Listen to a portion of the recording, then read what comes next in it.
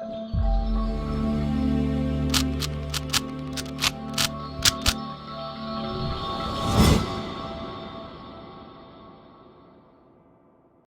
guys, welcome to Vibha classes. I hope you like my videos. If you like my videos, please like, share and subscribe our channel. आप लोगों का support हम लोगों के लिए बहुत मैटर करता है. थोड़ा समय निकाल कर ज़रूर शेयर करें और सब्सक्राइब बटन ज़रूर प्रेस करें.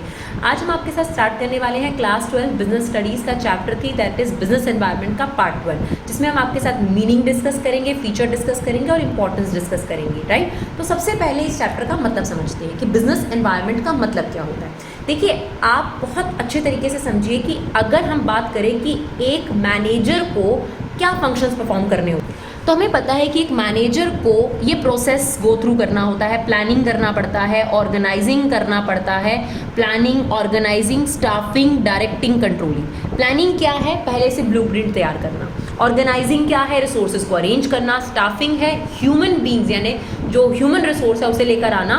डायरेक्टिंग है इनको डायरेक्शंस देना, गाइडेंस देना कि कैसे इन रिसोर्सेज का इस्तेमाल करके बिजनेस के ऑब्जेक्टिव को कंप्लीट करें. और कंट्रोलिंग है रीचेकिंग कि जो सब कुछ हमने सोचा था प्लानिंग के अकॉर्डिंग चल रहा है नहीं चल रहा.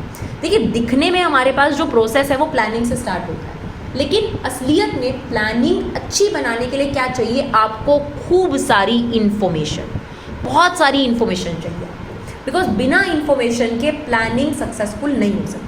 अब हमें इंफॉर्मेशन किन लोगों के बारे में चाहिए, तो इसके लिए हम एक एनालिसिस के बारे में बात करते हैं, स्वॉट analysis. Now here S means strength, W means weaknesses, O means opportunity और टी मीन्स थ्रेट. अब ध्यान से सुनिएगा, इसमें से जो ये दोनों चीजें हैं ये इंटरनल है और बाकी की जो ओ टी है ये है एक्सटर्नल.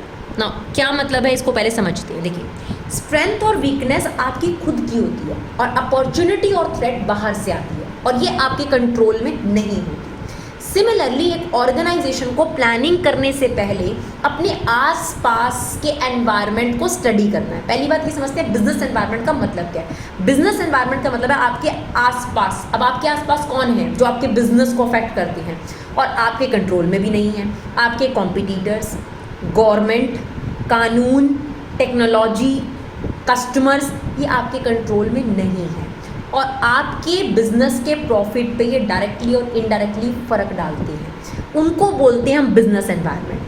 तो बिजनेस एनवायरनमेंट बेसिकली अगर आप लगातार एनालाइज करते रहेंगे, यानी लगातार आप इंफॉर्मेशन कलेक्ट करते रहेंगे, तो आपको मार्केट में क्या अपॉर्चुनिटी है और क्या थ्रेट है उनके बारे में सबसे पहले पता चलेगा और आप उनके एडवांटेजेस और आप उनके जो है नेगेटिव पार्ट के लिए तैयार रहेंगे. स्ट्रेंथ और वीकनेस आपकी खुद की होती है जिसके बारे में आपको खुद नॉलेज है. राइट, अब एक एग्जाम्पल के तौर पे मुझे कोचिंग सेंटर खोलना है. अब कोचिंग सेंटर खोलने के लिए मुझे प्लानिंग करनी है. प्लानिंग से पहले मुझे इन्फॉर्मेशन चाहिए, उस एरिया की इन्फॉर्मेशन कलेक्ट करूँगी. देखिए, इसमें आपके पास 4 चीज़ें. स्ट्रेंथ, मुझे पता है कि मैं पढ़ा लूँगी, ये मेरी स्ट्रेंथ है. वीकनेस ये है कि मेरे पास फंड की थोड़ी सी कमी है. अब अपॉर्चुनिटी और थ्रेट क्या है? ये बाहर की चीज़ें हैं, ये मेरी खुद की चीज़ें हैं और उन पर मैं कंट्रोल कर सकती हूँ. लेकिन अपॉर्चुनिटी और थ्रेट पे कंट्रोल नहीं है. अपॉर्चुनिटी क्या है कि उस एरिया में अभी बिजनेस स्टडीज़ का कोई भी ट्यूटर नहीं है या बहुत ही कम ट्यूटर है. थ्रेट ये है कि कभी भी उस एरिया में टीचिंग के लिए बिजनेस स्टडीज़ के कोचिंग सेंटर खुल सकते हैं क्योंकि वहाँ पे कोई रिस्ट्रिक्शंस नहीं है. तो थ्रेट और अपॉर्चुनिटी आपके हाथ में नहीं है और स्ट्रेंथ और वीकनेस आपकी खुद की चीज़ होती है जिस पर आप कंट्रोल कर सकते हो. तो एक बिजनेस जो होता है प्लानिंग करने से पहले स्वॉट एनालिसिस करता है, जिसमें हमारे इस चैप्टर में सिर्फ ओटी को कवर करा गया, यानी अपॉर्चुनिटी और थ्रेट. एक एग्जांपल के तौर पे अपॉर्चुनिटी को ध्यान से समझते हैं. अब आप सोचिए कि जो भी ये ओला उबर है, इससे पहले तक ओला उबर का कोई कंसेप्ट नहीं था. यानी इन्होंने बिजनेस एनवायरनमेंट को एनालाइज करा कि ऑलरेडी कौन से बिजनेस खुले हुए हैं और ऐसी कौन सी ऐसी अपॉर्चुनिटी जिसका इस्तेमाल अभी किसी बिजनेसमैन ने नहीं करा. तो देखा और पाया कि लोगों को ज़रूरत है कि ऐसी प्राइवेट टैक्सीज़ हों जिसमें वो एक जगह से दूसरी जगह जा सके और घर में गाड़ी खरीदने की भी ज़रूरत ना हो. क्योंकि देखिए, घर में हो सकता है 4-5 लोग हों लेकिन गाड़ी एक है. अब एक जना ले गया तो बाकी लोग जो है गाड़ी को देखते रहते हैं. तो अब ये जो ओला उबर का कंसेप्ट है, इन्होंने उस अपॉर्चुनिटी को पिक किया सबसे पहले. अपॉर्चुनिटी. अब थ्रेट क्या होता है? जैसे जीएसटी आ गई, एकदम जीएसटी आ गई. अब बिजनेसमैन इस चीज़ के लिए प्रिपेयर नहीं थे एकदम. तो थ्रेट के लिए भी प्रिपेयर होना हमारे लिए ज़रूरी है, और ये तभी हो सकता है जब आप लगातार अपने बिजनेस एनवायरनमेंट को एनालाइज करते रहें। कुछ बिजनेसमैन ऐसे होंगे जिन्हें ये जानकारी होगी कि मे बी गवर्नमेंट कोई ऐसी टैक्स पॉलिसी लेकर आने वाली है, तो वो पहले से कहीं ना कहीं प्रिपेयर हो गए। तो दैट इज़ व्हाट अपॉर्चुनिटी और थ्रेट जो कि बाहर से आती है। तो यही हमारी बिजनेस एनवायरनमेंट की definition. Business environment is a sum total of all external forces which are outside the control of the business but definitely affected performance। क्या लोग होते हैं इसके अंदर? Individual, customer, competitor, government, media houses, so many things जो आपके business पर नज़र रख रहे हैं, आपके इन्वेस्टर्स, बहुत सारी चीज़ें जो आपकी कंट्रोल से बाहर हैं, लेकिन वो आपकी परफॉर्मेंस को डेफिनेटली अफेक्ट करेंगे। That is what business environment is all about. What is business environment? Business environment is a sum total of all. तो पहला इंपॉर्टेंट पॉइंट है टोटल, सेकेंड है एक्सटर्नल फोर्सेज, थर्ड आपके कंट्रोल से बाहर है, और चौथी वो आपकी परफॉर्मेंस को डेफिनेटली इम्पैक्ट करते हैं। क्लियर? तो आपके लिए लगातार इन पर नज़र रखना ज़रूरी है और इनके बारे में ट्रेंड्स और इन्फॉर्मेशन कलेक्ट करते रहना ज़रूरी है। अब कस्टमर का ट्रेंड चेंज हो गया और आपको इन्फॉर्मेशन बहुत बाद में मिल रही है, तो आपके प्रोडक्ट मार्केट में फेल हो जाएंगे। ज़रूरी है कि कस्टमर का जो ट्रेंड बदलने वाला है उसके बारे में आप जानकारी पहले से लें। अब जैसे आजकल क्या होता है, जो ब्लॉगर्स होते हैं वो जो नई चीज़ लेकर आते हैं वही लोग पसंद करना शुरू कर देते हैं। तो कहीं ना कहीं आपको भी उस बारे में जानकारी होनी चाहिए, या फिर आजकल तो कंपनीज जनरली क्या करती हैं, ब्लॉगर्स को स्पेसिफिकली वही प्रोडक्ट अवेलेबल कराती हैं जो वो मार्केट में एक ट्रेंड में लाना चाहते हैं। तो इसके लिए भी प्रिपेयर रहता है बिजनेस। तो कहीं ना कहीं बिजनेस एनवायरनमेंट में ये सब लोग होते हैं, इंडिविजुअल्स, इंस्टीट्यूशंस और फोर्सेस, जो आपकी परफॉर्मेंस को डेफिनेटली अफेक्ट करते हैं, राइट। अब अगर हम फीचर्स की बात करें कि बिजनेस एनवायरनमेंट के फीचर क्या है, तो पहला फीचर उसकी डेफिनेशन। देखो, जब भी आप डेफिनेशन अच्छे से समझ लोगे ना तो फीचर बहुत क्लियर हो जाएंगे। तो पहला फीचर यही है कि business environment is a totality of external forces, right. इसमें बाहर के लोग आते हैं। तो business environment is a sum total of customer, competitor, government, external forces etcetera. ये सारे एग्रीगेटिव इन नेचर है, मतलब इन सबके टोटल को हम बिजनेस एनवायरनमेंट बोलते हैं, जो बिजनेस की परफॉर्मेंस को डेफिनेटली अफेक्ट करते हैं। सेकंड फीचर बहुत इंपॉर्टेंट है और इस पर 1 मार्क का क्वेश्चन जरूर आता है आपके पास। तो आपने ये समझना है कि जब हम बिजनेस एनवायरनमेंट की बात करते हैं तो बिजनेस एनवायरनमेंट को 2 कैटेगरी में डिवाइड करा गया, स्पेसिफिक एनवायरनमेंट और जनरल एनवायरनमेंट, या स्पेसिफिक फोर्सेस और जनरल फोर्सेस एक ही बात है। देखिए, स्पेसिफिक फोर्सेस क्या होते हैं, जो एक पर्टिकुलर इंडस्ट्री को या बिजनेस को इम्पैक्ट करेंगे, और जनरल फोर्सेस क्या होते हैं, जो अवेलेबल सभी बिजनेस को इम्पैक्ट करेंगे। जैसे एक एग्जाम्पल के तौर पर, अगर गवर्नमेंट बदल जाती है तो उसका इम्पैक्ट किसी एक इंडस्ट्री पर या एक बिजनेस पे नहीं पड़ेगा, देश में जितने भी बिजनेस हैं उन सब पे पड़ेगा। तो अगर कानून बदल जाए, लीगल बदल जाए, गवर्नमेंट बदल जाए, तो ऐसे केस को हम जनरल एनवायरनमेंट बोलते हैं। और क्या आपके कंट्रोल में नहीं है, गवर्नमेंट बदल गई, उन्होंने कानून बदल दिया, तो आपके कंट्रोल में नहीं है, लेकिन इनको लगातार एनालाइज करने से आप इनकी नॉलेज, इनके ट्रेंड के बारे में इंफॉर्मेशन ले सकते हो और उसके अकॉर्डिंग अपनी प्लानिंग फ्रेम कर सकते हो। तो प्लानिंग तभी करनी है भाई जब आपके पास इन्फॉर्मेशन बढ़िया हो, और यहाँ पे इन्फॉर्मेशन हम एक्सटर्नल एनवायरनमेंट के बारे में ले रहे हैं। और स्पेसिफिक फोर्सेस क्या होते हैं, कुछ खास इंडस्ट्रीज को इम्पैक्ट करने वाले, जैसे आपके इन्वेस्टर आपके ही हैं, है ना, कस्टमर, सप्लायर, कॉम्पिटिटर, ये कुछ इंडस्ट्रीज के ही होंगे। अब एक एग्जांपल के तौर पे कॉस्मेटिक के जो सप्लायर हैं, अगर उन्होंने स्ट्राइक कर दी तो इसका इम्पैक्ट सिर्फ कॉस्मेटिक के बिजनेस पे ही पड़ेगा ना, सारे बिजनेसेस पे थोड़ा ना पड़ जाएगा। कॉम्पिटिटर आ गए कॉस्मेटिक में, तो ये सिर्फ कॉस्मेटिक के बिजनेस पे स्पेसिफिकली फर्क डाल रहे हैं ना।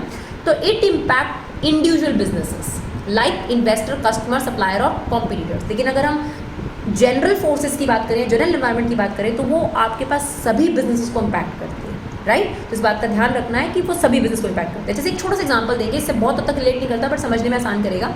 जैसे अगर मैं आपको कहूँ कि एक पेन ले आइए, तो पेन एक जनरल टर्म है, आप कोई भी पेन उठाकर ले आएंगे, रेड, ब्लू, किसी भी कंपनी का। लेकिन अगर मैं कहूँ कि जी मुझे तो इसी कंपनी का ब्लैक पेन चाहिए, तो वहाँ स्पेसिफिकेशंस हो गए। तो सिमिलरली अगर आपकी कुछ खास चीज़ें हैं, जैसे इन्वेस्टर, कस्टमर, जो आपके बिजनेस को इम्पैक्ट करते हैं, तो उसे स्पेसिफिक एनवायरनमेंट बोलते हैं। और गवर्नमेंट हो गई, पॉलिटिकल हो गया, लीगल एनवायरनमेंट हो गया, समाज की सोच बदल गई, तो वो आपके पास जनरल एनवायरनमेंट है। तो पेपर में आपको पहचानने को आता है, एग्जाम्पल 1 नंबर का क्वेश्चन होता है कि ये स्पेसिफिक है या फिर जनरल है, राइट। तो इसे ज़रूर ध्यान से समझना। तो पहला फीचर क्या था, business environment is a totality of external forces. Second, business environment can be specific environment, can be general environment. Third, inter relatedness, business environment एक दूसरे से इंटर रिलेट करते हैं। जैसे एक एग्जांपल के तौर पे अगर पॉलिटिकल एनवायरनमेंट बदल गया, यानी गवर्नमेंट बदल गई, तो कानून भी बदल जाएगा, यानी लीगैलिटी भी बदल जाएगी और उसका इम्पैक्ट बिजनेस पे ज़रूर पड़ेगा। और कैसी गवर्नमेंट आती है, कैसे कानून बनाती है, उससे इकोनॉमिक में भी बहुत फर्क पड़ता है। तो कहीं ना कहीं आपके पास जो है ये सारे जो एनवायरनमेंट होते हैं इंटर रिलेटेड होते हैं। तो आप इस चैप्टर के अंदर बेसिकली ना जो एनवायरनमेंट पढ़ने वाली है वो है सोशल एनवायरनमेंट, यानी समाज का ट्रेंड्स क्या होते हैं, इकोनॉमिक एनवायरनमेंट, इन्फ्लेशन डिफ्लेशन, देश की इनकम कितनी है, ये सब, टेक्नोलॉजिकल एनवायरनमेंट, ठीक है, लीगल एनवायरनमेंट, पॉलिटिकल एनवायरनमेंट। तो आप ये सारे एनवायरनमेंट पढ़ने वाले हैं जो आपकी सोच से बाहर हैं और ये आपके बिजनेस को डेफिनेटली इम्पैक्ट करती हैं, राइट। तो ये सारे जो एनवायरनमेंट है ये आपस में क्या है, इंटर रिलेटेड है, क्योंकि एक एनवायरनमेंट के चेंज होने पर दूसरे एनवायरनमेंट में बहुत फर्क पड़ता है। अब अगर समाज की सोच बदल जाए, सोशल एनवायरनमेंट चेंज हो जाए, तो उसका इम्पैक्ट डेफिनेटली आपके बिजनेस की प्रोडक्शन पे पड़ेगा, क्योंकि आपको अकॉर्डिंगली चेंज करना पड़ेगा, राइट। चौथा फीचर है डायनामिक। ऑब्वियसली बिजनेस एनवायरनमेंट जो है वो लगातार बदलता रहेगा, यानी ऐसा नहीं है कि आपने इस साल ट्रेंड की नॉलेज ले ली कि गवर्नमेंट यही करने वाली है तो अगली बार भी वही होगा, बिल्कुल नहीं, इट्स कीप्स ऑन चेंजिंग। सबसे अच्छा एग्जांपल आप कस्टमर ले लीजिए, है ना। कस्टमर की जो प्रेफरेंस होती है वो हर थोड़े दिनों में बदल जाती है, तो अकॉर्डिंगली कंपनी को भी वैसे ही करना पड़ता है। तो ज़रूरी है कि हम कस्टमर की नीड के अकॉर्डिंग चेंजेस करें, राइट। उसके बाद आता है अनसर्टेनिटी। अनसर्टेनिटी का मतलब है क्योंकि ये बार बार बदलता रहता है इसलिए डिफिकल्ट टू प्रिडिक्ट होता है ना। क्या होने वाला है, क्या चेंज आएगा, गवर्नमेंट क्या पॉलिसी ले आएगी, कॉम्पिटिटर क्या स्टेप्स उठाने वाले, इनको लेकर जो है प्रिडिक्शन करना बहुत ही मुश्किल है। अगर आपको नोट्स चाहिए तो आप डायरेक्ट यहाँ पे स्क्रीनशॉट ले सकते हैं और आप उसे कॉपी में अपने अकॉर्डिंग याद कर लिख सकते हैं।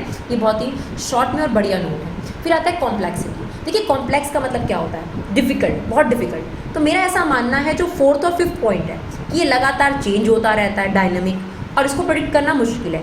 इन दोनों की वजह से ही तो कॉम्प्लेक्स है। अगर किसी भी चीज़ को प्रेडिक्ट करना बहुत आसान हो तो वो डिफिकल्ट थोड़ा ना होता है, कॉम्प्लेक्स थोड़ा ना होता है। तो क्योंकि ये चेंज होता रहता है, बदलता रहता है सर बार बार, और बदलते रहने की वजह से, अनसर्टेन होने की वजह से एक ऐसा है कॉम्प्लेक्स। एक एग्जाम्पल के तौर पर शेयर मार्केट के बारे में आप जानते हैं, उसमें क्या होता है, हर कुछ सेकंड बाद, हर कुछ मिनट बाद चीज़ें चेंज हो जाती है। तो जो लोग उसकी समझ नहीं रखते क्योंकि वो चेंजेबल है, डिफिकल्ट टू प्रोडिक्ट है हमारे लिए, तो क्योंकि हम स्टॉक ब्रोकर नहीं है तो हमारे लिए बड़ा कॉम्प्लेक्स पार्ट है। लेकिन जो इनकी समझ रखता है उसके लिए उसकी कॉम्प्लेक्सिटी थोड़ी सी कम हो जाती है। लास्ट और इंपॉर्टेंट पॉइंट, जैसे कि मैंने बताया सेकंड पॉइंट इंपॉर्टेंट है केस स्टडीज़ के लिए, 1 मार्कर के लिए, और 7 पॉइंट केस स्टडी के लिए, रिलेटिविटी। बिजनेस एनवायरनमेंट जो होता है रीजन टू रीजन और कंट्री टू कंट्री वेरी करता है। मतलब एक एग्जाम्पल के तौर पर आप देखिए कि अगर दिल्ली में बिजनेस बहुत अच्छा चल पड़ा मेरा, तो ज़रूरी नहीं है कि मेरा जो है साउथ के किसी एरिया में भी बिजनेस अच्छा चलेगा, क्योंकि जो यहाँ के कस्टमर की सोच है, वहाँ के कस्टमर का ट्रेंड अलग है, लैंग्वेज अलग है, कल्चर अलग है, यानी पूरा सोशल ट्रेंड अलग है। मे बी स्टेट गवर्नमेंट अलग हो तो टैक्सेस अलग हो सकते हैं। फिलहाल तो अब जीएसटी एक ही है पूरी कंट्री में, बट बाकी लोकल टैक्सेस अलग हो सकते हैं। तो कहने का मतलब ये है कि business environment country to country और रीजन टू रीजन वेरी करता है, यानी बार बार आपको एनालाइज करना पड़ेगा एज अ बिजनेसमैन। तो अगर मान लीजिए इंडिया में आप सक्सेसफुल बिजनेसमैन हो तो ज़रूरी नहीं हम अमेरिका में भी सक्सेसफुल हो जाओ, क्योंकि इंडियन और अमेरिकन लोगों में, कल्चर में, सब चीज़ों में, कॉम्पिटिटर में, सब चीज़ों में डिफरेंस मिलेगा। तो आपको दोबारा से वो एनवायरनमेंट एनालाइज करना पड़ेगा, राइट। तो क्या क्या फीचर्स थे बिजनेस एनवायरनमेंट के? पहली बात तो business environment is a sum total of external forces which definitely affect your performance but outside the control of your business. पहला feature totality of external forces होता है business environment. Second, it can be specific, it can be general. Third, आपके पास ये interrelated होता है। Fourth, dynamic in nature है। Fifth, uncertain है, और क्योंकि ये डायनेमिक और अनसर्टेन है इसलिए कॉम्प्लेक्स है। और last, country to country, region to region ये वेरी करता है। अब हम देखते हैं क्या इंपॉर्टेंस है बिजनेस एनवायरनमेंट को एनालाइज करने से, क्या फ़ायदा होता है। अब देखिए, अब हमें देखना है कि बिजनेस एनवायरनमेंट को एनालाइज करने के फ़ायदे क्या हैं बिजनेस को। बिजनेस एनवायरनमेंट को एनालाइज करने का मतलब है लगातार अपने आसपास की चीज़ों पे नज़र रखना। जो लोग आसपास की चीज़ों पे नज़र रखते हैं, जैसे आप जनरल बात कर रही हूँ मैं, कुछ लोग मोहल्ले में ऐसे लोग होते हैं जिन्हें पूरी जानकारी होती है कि मोहल्ले में क्या हो रहा है, तो वो लोगों के पास सबसे ज़्यादा इन्फॉर्मेशन होती है ना। तो सिमिलरली आपके पास बिजनेस एनवायरनमेंट मतलब बिजनेस का जो भी आस पड़ोस है, उसमें कस्टमर आता है, गवर्नमेंट आते हैं, इन्वेस्टर्स आते हैं, इनको लगातार एनालाइज करना ज़रूरी है, इनके बारे में इंफॉर्मेशन कलेक्ट करना ज़रूरी है। तभी एक बिजनेस जो है एक अच्छी प्लानिंग कर पाएगा और तभी वो अच्छी नींव रखकर सक्सेसफुल हो पाएगा। बिजनेस एनवायरनमेंट का सबसे पहला फायदा क्या है? It enable the firm to identify opportunity and getting the first mover advantage. मैंने आपको पहले भी बताया कि आपके पास ओटी कर रहे हैं हम लोग, अपॉर्चुनिटी और थ्रेट को एनालाइज कर रहे हैं। तो अगर आप लगातार बिजनेस की इंफॉर्मेशन कलेक्ट करते रहोगे तो आप ऐसी फर्म बनोगे जो सबसे पहले अपॉर्चुनिटी, मतलब ऐसी चीज़ जो अभी तक किसी ने यूज़ नहीं करी, उसका यूज़, उसको पहले तो पकड़ोगे और उसका सबसे पहले एडवांटेज उठाओगे। जैसे सबसे पहले मारुति उद्योग ऐसी थी मारुति उद्योग से पहले कोई स्मॉल कार लीडर नहीं था, तो मारुति उद्योग ने सबसे पहले देखा कि भाई मार्केट में कोई स्मॉल कार लीडर नहीं है, तो हम बनाते हैं स्मॉल कार। आज टाटा ने भी अपनी स्मॉल कार बनाई। तो कहने का मतलब ये है कि ऐसी चीज़ देखो, एनालाइज करते रहो लगातार बिजनेस के बारे में, ट्रेंड्स देखते रहो, इन्फॉर्मेशन लेते रहो, आपको पता चल जाएगा कौन सी ऐसी चीज़ है जो अभी तक किसी ने भी पिक नहीं करी। जैसे मैंने अभी आपको ओला उबर का एग्जाम्पल दिया, ऐसे जोमेटो और स्विगी ले लो। पहले ऐसी फूड साइट कोई भी नहीं थी, ठीक है ना। अच्छा, एक हमने वो भी देखी है कि जिसमें हम होटल्स वगैरह बुकिंग वगैरह कराते हैं, तो वहाँ पर भी क्या होटल बुकिंग की साइट्स वगैरह नहीं हुआ करती थी। तो पहली बार उस पर्सन ने ये पहचाना कि भाई एक ऐसी जगह होनी चाहिए जहाँ पर होटल बुकिंग एक ही जगह पर अवेलेबल हो जाए। तो आप ये देखो कि अपॉर्चुनिटी पिक करनी है। अब अभी मैं स्विगी और जोमेटो की बात करी थी, तो उसने देखा कि भाई लोगों को घर बैठ के खाना खाना बड़ा पसंद है। अभी तक ऐसी कोई ऐप नहीं है, अभी तक ऐसा कोई सिस्टम नहीं है इंडिया के अंदर। तो आप देखिए दिल्ली में तो बहुत फेमस है जोमेटो और स्विगी, बाकी एरियाज़ में भी डेफिनेटली है। तो कहने का मतलब ये है कि आप लगातार जब इन्फॉर्मेशन कलेक्ट करते हैं तो आपको अपॉर्चुनिटी के बारे में पता चलता है और आप सबसे पहला एडवांटेज उठाते हैं उसका, ठीक है। तो बेसिकली पॉजिटिव ट्रेंड्स के बारे में आपको नॉलेज मिलेगी और उससे आपकी परफॉर्मेंस क्या होगी, इंप्रूव होगी। उसे हम अपॉर्चुनिटी कहते हैं। अगर आपको मार्केट में अवेलेबल अपॉर्चुनिटी पता चलेगी इन्फॉर्मेशन के थ्रू, तो लगातार नज़र रखने से आपको थ्रेट के बारे में भी पता चलेगा। अब देखिए, जब जीएसटी आने वाला था, डिमोनेटाइजेशन आने वाला था, तो कई बड़े बिग बिजनेस हाउसेस ऐसे ज़रूर होंगे जिन्हें कहीं ना कहीं थोड़ी बहुत इन्फॉर्मेशन ज़रूर होगी कि ऐसा कुछ होने वाला है, और इसके लिए वो पहले से प्रिपेयर हो गए होंगे। तो अगर आप लगातार इन्फॉर्मेशन बनाए रखते हैं तो आपको कहीं ना कहीं उसका बेनिफिट ज़रूर होता है। एक शब्द मैं आपके साथ डिस्कस करूंगी, दैट इज़ लॉबिंग। इसका मतलब होता है पॉलिटिकल पार्टीज़ जो होती हैं बिजनेसमैन के साथ जुड़ी रहती हैं, या बिजनेसमैन पॉलिटिकल पार्टीज़ के साथ जुड़े रहते हैं, ताकि गवर्नमेंट क्या कानून लाने वाली उनकी जानकारी उनको हो जाए। ये थ्रेट को पकड़ने के लिए होता है कि उनको थ्रेट के बारे में पता चल जाए और वो पहले से तैयार हो जाए, राइट। तो कहीं ना कहीं अगर आप लगातार इन्फॉर्मेशन कलेक्ट करते रहेंगे, नेगेटिव ट्रेंड्स के बारे में आपको पता चलता रहेगा।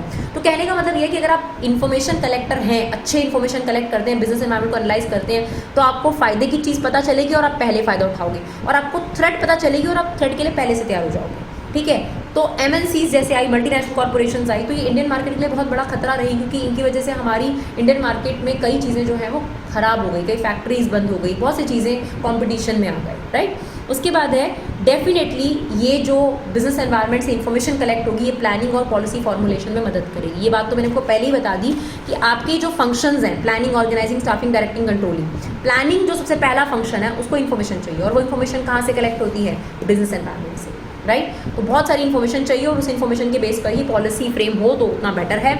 लेस इन्फॉर्मेशन पर अगर आप प्लानिंग बनाएंगे तो वो फेल हो जाएगी। अगर आप 12th के बाद कहीं पर कोई एडमिशन लेना चाहते हैं और आप बिना इन्फॉर्मेशन के डिसाइड करके बैठ गए, जी मैं तो यहीं पर एडमिशन लूँगा, लेकिन बाद में आपको पता चलता है कि उसके लिए तो ये कोर्स चाहिए और इतनी परसेंटेज चाहिए, ना उतनी परसेंटेज थी ना आपने वो कोर्स लिया था, तो क्या फ़ायदा होगा। तो मेक श्योर कि आपके पास बहुत सारी इन्फॉर्मेशन हो उस कोर्स के बारे में, ताकि आप कल को उस चीज़ को लेकर कहीं भी थ्रेट फील ना करो या आपकी अपॉर्चुनिटी ना खो जाए, राइट। इसके अलावा बिजनेस एनवायरनमेंट को एनालाइज करते रहने से नए चेंजेस के बारे में आपको पता चलता रहेगा, जिसकी वजह से आपको चेंजेस से कोप अप करने में मुश्किल नहीं होगी। अब सिंपल सी बात है ना, आप बिजनेस एनवायरनमेंट को एनालाइज कर रहे हो, आपको पता चल रहा है कि बदलाव आ रहा है, आप उसके लिए पहले से अपने बिजनेस में प्रोडक्ट को चेंज कर दोगे, चीज़ों को चेंज कर दोगे, तो एकदम आपको चेंज एक्सेप्ट करने में मुश्किल नहीं होगी, राइट। तो बिजनेस एनवायरनमेंट के अकॉर्डिंग आप अपने अकॉर्डिंग अपने बिजनेस में भी चेंजेस कर दोगे। फिफ्थ और इम्पॉर्टेंट पॉइंट ये है कि जब आप बिजनेस एनवायरनमेंट को लगातार इन्फॉर्मेशन कलेक्ट करते रहते हो तो आपको कुछ यूजफुल रिसोर्सेज मिलते हैं। देखिए, बिजनेस का काम क्या होता है, कच्चे माल को फिनिश गुड में कन्वर्ट करना, यानी इनपुट को आउटपुट में कन्वर्ट करना। अब इनपुट में रॉ मटेरियल होता है, फाइनेंस होता है, सब चीज़ें होती हैं। अब लगातार अगर इन्फॉर्मेशन कलेक्ट कर रहे हो तो हो सकता है कि आपको कोई ऐसा सप्लायर मिल जाए जो अभी तक आपके कॉम्पिटिटर ने पकड़ा भी नहीं था और बढ़िया रेट पे बढ़िया माल दे रहा है। दैट इज़ वो टैपिंग यूजफुल रिसोर्सेज, मतलब यूजफुल रिसोर्स का मिलना, है ना। तो अगर आप लगातार अपने मार्केट के बारे में, चीज़ों के बारे में इन्फॉर्मेशन कलेक्ट करते रहते हो तो आपको कोई ना कोई रिसोर्स, यूजफुल रिसोर्स मिल जाएगा जो आपके लिए, आपके आउटपुट के लिए ज़रूरी है, चाहे वो फाइनेंस है, चाहे वो रॉ मटेरियल है, कोई भी चीज़ है, राइट। लास्ट और इंपॉर्टेंट चीज़ है, आपकी परफॉर्मेंस क्या होगी, इंप्रूव होगी। ऑब्वियसली जब आप चेंज के अकॉर्डिंग चलते हो, चेंज को कॉन्टिन्यूसली मॉनिटर करते हो और अकॉर्डिंगली आप अपने बिजनेस की परफॉर्मेंस बदलते हो, तो डेफिनेटली आपको सक्सेस ज़रूर मिलती है, राइट। तो ये थे आपके पास इंपॉर्टेंस ऑफ बिजनेस एनवायरनमेंट। तो देखिए, less than half an hour हमने आपको 1 आवर की क्लास का पूरा कंसेप्ट समझाया है। तो आई होप आपको हमारी वीडियोस के पीछे का जो फंडा है वो समझ में आए, कम टाइम में कंसेप्ट ज़्यादा, क्योंकि आपका टाइम बहुत कीमती है। तो अगर आपको हमारी वीडियोस अच्छी लगी तो प्लीज़ इन्हें शेयर ज़रूर करें। Thank you so much guys for love and support, keep supporting the businesses.